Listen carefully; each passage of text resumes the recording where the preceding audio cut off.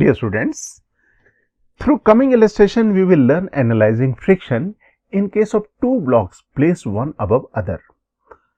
अगर हम लोग एक ब्लॉक के ऊपर दूसरा ब्लॉक रख दें, दोनों की कांटेक्ट सरफेस के बीच में फ्रिक्शन हो और कोई एक्सटर्नल फोर्स अप्लाई करें, तो उन ब्लॉक्स के मोशन को कैसे एनालाइज करें, उनके बीच में लगने वाले फ्रिक्शन को कैसे एनालाइज करें, ये हम लोग डिस्कस करने जा रहे हैं कमिंग इलस्ट्रेशन के थ्रू। तो चलते हैं इलस्ट्रेशन पार्ट में। In this illustration, it is given two blocks A and B having masses 3m and m respectively are arranged as shown in the figure. आप यहाँ डायग्राम में देख सकते हो ब्लॉक A के ऊपर हमने ब्लॉक B रखा हुआ है और A और B के बीच में फ्रिक्शन है और कोफिशिएंट ऑफ फ्रिक्शन की वैल्यू हम लोगों को गिवन है म्यू और ये भी गिवन है कि block A rest on the smooth horizontal table. That means there is no friction between the lower surface of the block A and table, जहां पे ये blocks रखे गए हैं. When force is applied only on block A, F1 is the maximum horizontal force that can be applied such that there is no slipping between two blocks. अगर हम लोग इस सिस्टम में A और B के सिस्टम में केवल lower block में फोर्स लगाते हैं, लोअर ब्लॉक में फोर्स हमने लगाया हुआ है F1, that means upper block में फोर्स ना लगाएं, केवल लोअर ब्लॉक में फोर्स लगाएं, तो ये जो फोर्स की वैल्यू F1 की वैल्यू, F1 एक ऐसा मैक्सिमम फोर्स है कि जिस फोर्स के लिए दोनों ब्लॉक एक साथ मूव करते हैं. दैट मीन्स इससे ज्यादा, F1 से ज्यादा अगर हम लोग फोर्स लगाएंगे तो there will be relative sliding. That means F1 is the maximum possible force applied to the system so that both blocks move together. Similarly, when force applied only on block B, अब हम लोग A पे force ना लगाएं, F1 is not acting, only force is acting on block B. तो F2 is the maximum horizontal force that can be applied so that two blocks move together without relative sliding. That means अगर हम लोग B block पे केवल force लगा रहे हैं तो F2 लगने वाले फोर्स की मैक्सिमम वैल्यू है, मैक्सिमम पॉसिबल वैल्यू है कि उस फोर्स तक दोनों ब्लॉक एक साथ मूव करेंगे without sliding. When forces F1 and F2 both are applied together and blocks move together without slipping on each other, then find A. acceleration of the two blocks and B. the friction force acting between the blocks. अब जैसा diagram में given है, diagram में क्या given है, दोनों forces F1 F2 एक साथ लग रहे हैं और ये भी हमें गिवन है क्वेश्चन में कि इन फोर्सेस के लगने के बाद हमारा system of the blocks A और B एक साथ मूव करता है विदाउट स्लिपिंग. तो हमें acceleration of the two blocks बतलाने, एक साथ मूव करेगा तो ऑब्वियसली दोनों के एक्सेलरेशन सेम होंगे, तो कॉमन एक्सेलरेशन क्या होगा ये बतलाना है और दोनों ब्लॉक्स के बीच में फ्रिक्शन की वैल्यू कितनी होगी ये भी बतलानी है. If there is no relative sliding, both blocks are moving together, the nature of the friction should be static. तो हमें ये स्टैटिक फ्रिक्शन की मैग्नीट्यूड बतलानी है. ओके, तो डायग्राम में कॉपी कर लेता हूं सबसे पहले इस डायग्राम को और सबसे पहले उस सिचुएशन को कंसीडर करेंगे when F1 is applied, when only F1 is applied, that means F2 is not acting. तो डायग्राम में उसके करस्पॉन्डिंग यहाँ पे ड्रॉ कर लेता हूं. ओके, अब अगर मैं इसका फ्री बॉडी डायग्राम ड्रॉ करूं तो फ्री बॉडी डायग्राम में मुझे कंसीडर करने पड़ेंगे फ्रिक्शन फोर्स और वेट वगैरह, नॉर्मल रिएक्शन. सबसे पहले फ्रिक्शन के बारे में सोचते हैं. सपोज अगर आपको कंसीडर करना हो कि what should be the direction of the friction force acting on block A and block B, तो mentally we can assume all surface are frictionless. जब कभी भी आपको ये डिसाइड करना हो कि फ्रिक्शन की डायरेक्शन किसी सरफेस में कैसी होगी, तो मेंटली आप एज्यूम कर लीजिए कि there is no friction anywhere. If there is no friction anywhere, what will happen? Block A will keep on moving in the horizontal direction, rightward direction, and block B will not move. क्योंकि अगर friction नहीं होगा दोनों surface के बीच में तो block B जहां है वहीं रखा रहेगा और ब्लॉक ए स्लाइड कर जाएगा राइटवर्ड डायरेक्शन में. That means relative sliding of block A with respect to block B is in rightward direction. A की स्लाइडिंग बी के रिस्पेक्ट में राइटवर्ड डायरेक्शन में, और हम लोगों को मालूम है friction oppose relative sliding between two surface. It means the friction acting on block A should be in the leftward direction. तो सबसे पहले मैं फ्री बॉडी डायग्राम ड्रॉ कर लेता हूँ और फ्री बॉडी डायग्राम में केवल मैं वही फोर्सेस शो करूंगा जिनकी हमें ज़रूरत है। तो कैपिटल F1 और फ्रिक्शन फोर्स जैसा डिस्कस किया था that should act in the backward direction, ये लग गया। अब नॉर्मल रिएक्शन ड्रॉ कर लेते हैं क्योंकि नॉर्मल रिएक्शन की जरूरत पड़ती है हम लोगों को maximum possible friction force calculate करने के लिए। तो normal reaction offered by block be on block A should be in the downward direction. Why? Because normal reaction is a pushing force. तो ये मैंने downward direction में normal reaction बना दी। Now let us consider forces acting on the block B. Block B में जो force लगेगा weight mg and normal reaction upward direction में होगी और mg will act in the downward direction. और इस friction का जो reaction pair होगा that will act in the rightward direction. तो ये आ गया इसका reaction pair. Action reaction pair equal opposite, action reaction pair of the normal reaction also equal opposite, आप यहाँ पे ऑब्जर्व कर सकते हो। तो ये तो बात हो गई फ्री बॉडी डायग्राम की। Now let us calculate maximum friction force between blocks A और बी के बीच में लगने वाला मैक्सिमम पॉसिबल फ्रिक्शन फोर्स।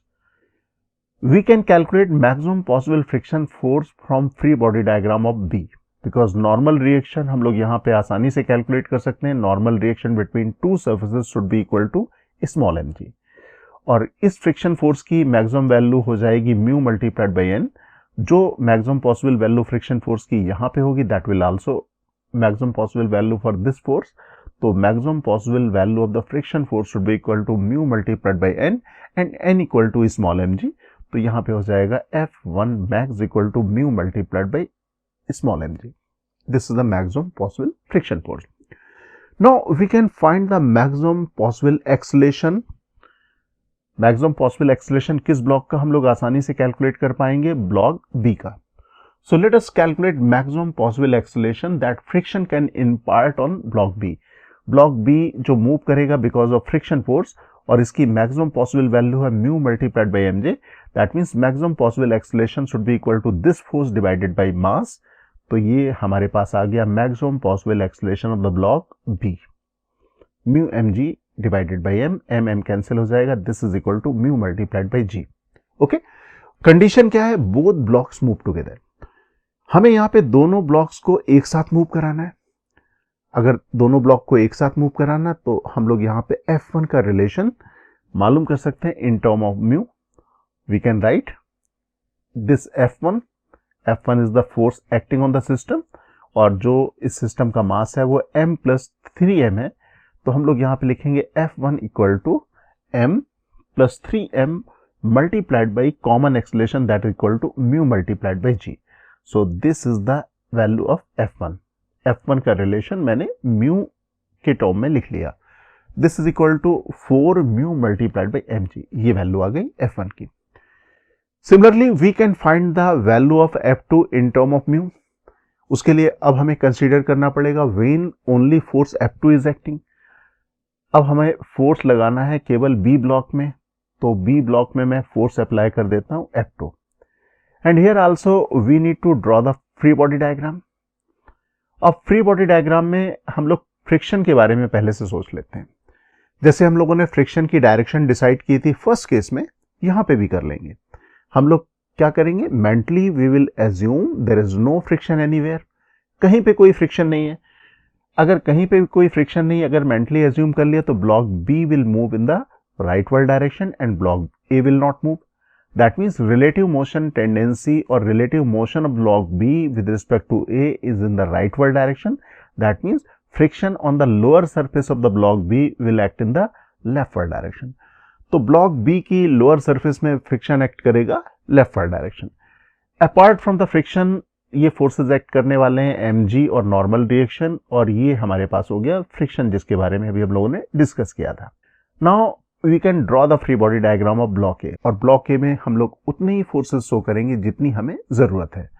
हमें जरूरत कितनी है, किन फोर्सेस की है? हमारे पास एफ दिखाना पड़ेगा, नॉर्मल रिएक्शन दिखाना पड़ेगा, तो मैं यहाँ पे ड्रॉ कर देता हूँ। Reaction pair of the normal reaction will be in the downward direction and reaction pair of the friction force will be in the rightward direction. तो ये मेरे पास हो गया फ्री बॉडी डायग्राम। ओके, अब हम लोग यहाँ पे मैक्सिमम पॉसिबल फ्रिक्शन फोर्स यहाँ पे भी मालूम कर सकते हैं, और maximum possible friction force between block A and B we can find by the free body diagram of the block B. Block B में मैक्सिमम पॉसिबल फ्रिक्शन फोर्स हो जाएगा mu multiplied by normal reaction, और normal reaction here also will be equal to small mg। तो ये maximum possible friction force exactly वैसे ही calculate करेंगे जैसे फर्स्ट केस में कैलकुलेट किया था, ये वैल्यू आ गई। Now we can find maximum possible acceleration of the block A. Block A में ड्राइविंग फोर्स है राइटवर्ड डायरेक्शन में स्मॉल एफ, जिसकी मैक्सिमम पॉसिबल वैल्यू है mu multiplied by small mg। That means acceleration of this block, we can find the maximum possible acceleration of this block by this relation, that means maximum friction force divided by mass। तो अब मैं इसका maximum possible acceleration calculate कर लेता हूं। तो ये value हो गई mu small mg divided by 3m, m और m कैंसिल हो जाएगा। This acceleration is equal to mu g divided by 3। और हमें मालूम है कि both blocks move together, system में दोनों ब्लॉक एक साथ मूव कर रहे हैं, और सिस्टम में एक साथ मूव कराने के लिए ड्राइविंग फोर्स जो है that is F2। That means we can write F2 equal to total mass multiplied by acceleration. तो ये हमारे पास आ जाएगा maximum possible value of F2 और म्यू में रिलेशन।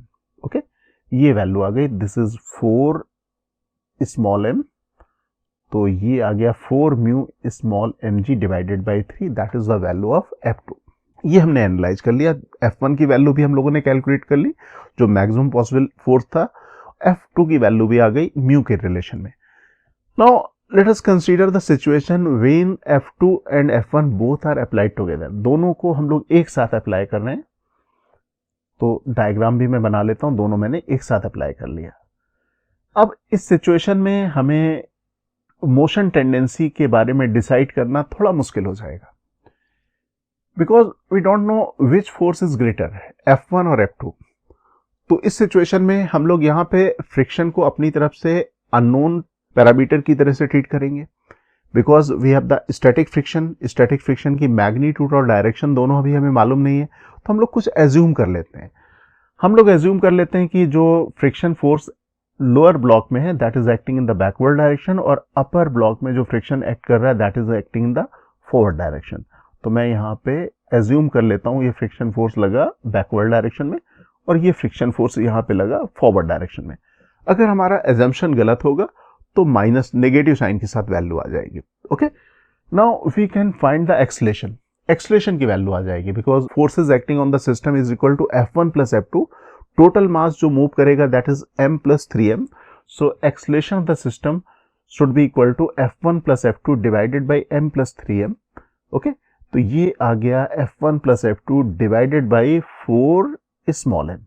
ओके, ये मैंने वैल्यू रख दी F1 की, और ये वैल्यू मैंने रख दी F2 की इन टर्म ऑफ म्यू। ये मेरे पास थी वैल्यू F2 की 4 म्यू mg डिवाइडेड बाई 3, और 4 म्यू mg थी F1 की वैल्यू। तो दोनों वैल्यू मैंने यहाँ पे सब्स्टिट्यूट कर ली। अब केवल कैलकुलेशन करना है, m सभी तरफ कैंसिल हो जाएगा, ये आ गया 4/3 mu g. This is the common acceleration. Common acceleration आ गया। अब फ्रिक्शन फोर्स के बारे में एनालाइज करना है। अगर फ्रिक्शन फोर्स के बारे में एनालाइज करना है तो we need to consider any of the free body diagram, चाहे ब्लॉक ए का कंसीडर कर लें या ब्लॉक बी का कंसीडर कर लें। Let us consider free body diagram of block A. From this free body diagram we can write F1 minus small f equal to 3m multiplied by acceleration. Acceleration हम लोगों ने calculate कर लिया है। Acceleration की value a की value है 4/3 mu जी। Okay, F1 की वैल्यू भी हम लोग को मालूम है 4 म्यू mg। तो मैं यहाँ पे वैल्यू रख देता हूँ F1 equal to 4 mu mg and acceleration is 4/3 mu g. ये वैल्यू रख दें। ओके, अगर आप इसे सॉल्व करोगे 3 से 3 कैंसिल हो गया, 4 mu mg minus f equal to 4 mu mg। That means left side में और राइट साइड में ये कैंसिल हो जाएंगे, और वैल्यू आएगी f equal to 0। That means this friction force equal to 0। और ये स्टैटिक फ्रिक्शन फोर्स है, सेल्फ एडजस्टिंग है, ये अपनी मैग्नीट्यूड और डायरेक्शन कुछ भी चेंज कर लेता है। तो यहाँ पे इसने अपनी वैल्यू को एडजस्ट कर लिया 0 पे।